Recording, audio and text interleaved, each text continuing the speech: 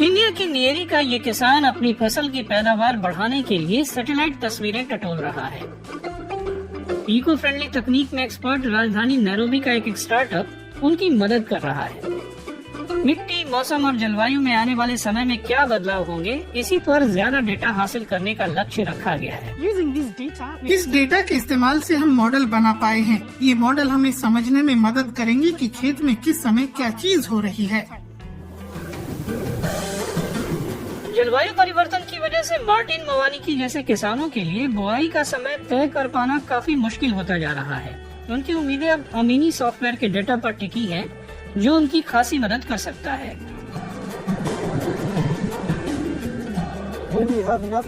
मौसम के बारे में पर्याप्त डेटा हो जाने से हमें पता चल जाएगा कि बारिश होगी या नहीं, और अगर बारिश ज्यादा देर नहीं रही तो हम आलू उगा लेंगे और तिमाही फसलें भी।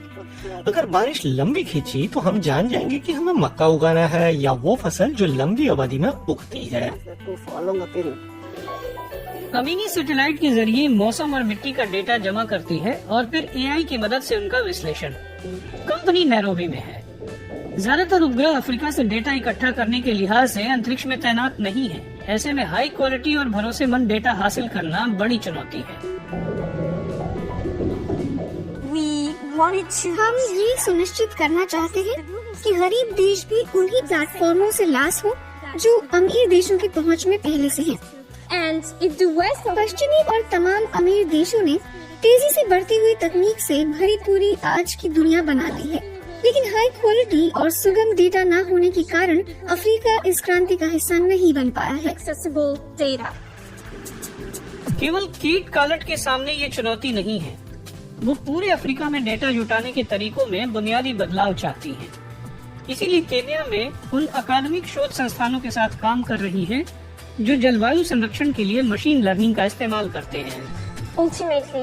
आखिरकार अमीनी में हम जो बना रहे हैं वो अफ्रीकी महाद्वीप में अपनी छाप छोड़ेगा। हमें उम्मीद है कि हम लोग छात्रों के साथ काम करते हुए महाद्वीप में हमारी क्षमताएं बेहतर करते रहेंगे।